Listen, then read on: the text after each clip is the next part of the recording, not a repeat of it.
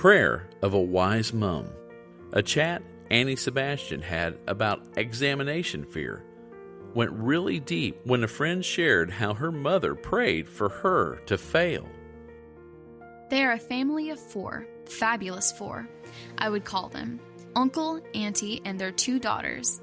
It was one evening when we were all gathered with our cups of tea and snacks. As we sat there talking, sharing our views on various topics, our conversation slowly moved to school fees and then to examinations. As the topic of exams came up, I shared about my exam fears, getting cold feet, and sleepless nights. The girls were listening intently, so I asked them to share their take on an exam horror they had. "Well, I've never had any," the elder one replied, rolling her eyes to her younger sister. "She had, but Mom made sure whatever little fear she had was also gone."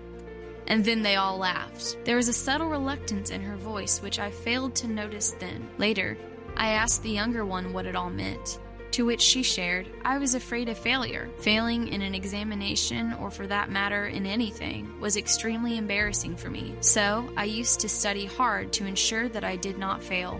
Mom realized that the motive of my studying was not to learn. She was always happy about my constant pursuit of academic excellence, but she wished it would be for the sake of learning and not because of fear of failure. So, against her happiness, she did the most difficult thing a parent could. She prayed to Jesus that I fail, so that I come to terms with the fact that it was not the end of the world. It was a part of life. Fail, so that I realize my failure does not depreciate my worth. Fail, so that I become open to accepting failures and stop comparing myself with others. Fail, so that the motive to study is not winning, but educating and uplifting myself. Well, Mom's prayer worked, though gradually. Now, I am not wary of examinations. I am not afraid of failure. I have the strength to cope with it. I study to learn and educate, and if I excel, that would be a byproduct of my hard work.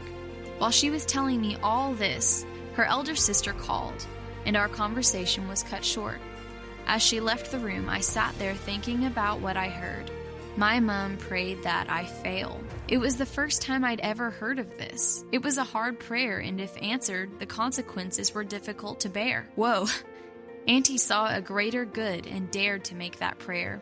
I remembered when I was in 10th grade preparing for boards. During our family prayer, my parents used to offer all the children appearing for the examination, but would specially pray that I perform extremely well.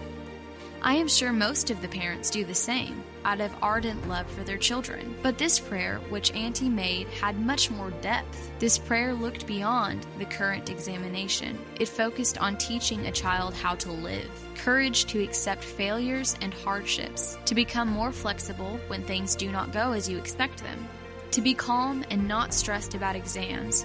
Rather, educate and equip yourself. A beautiful prayer. Lord, teach my child how to face failure.